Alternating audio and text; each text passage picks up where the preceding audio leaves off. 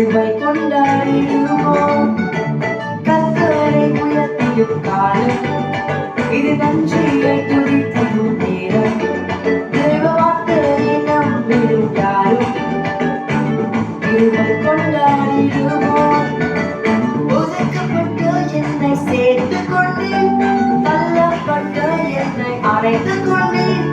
ஒதுக்கப்பட்டு என்னை சேர்த்துக் கொண்டேன், தள்ளப்பட்டு என்னை அழைத்துக் கொண்டேன்.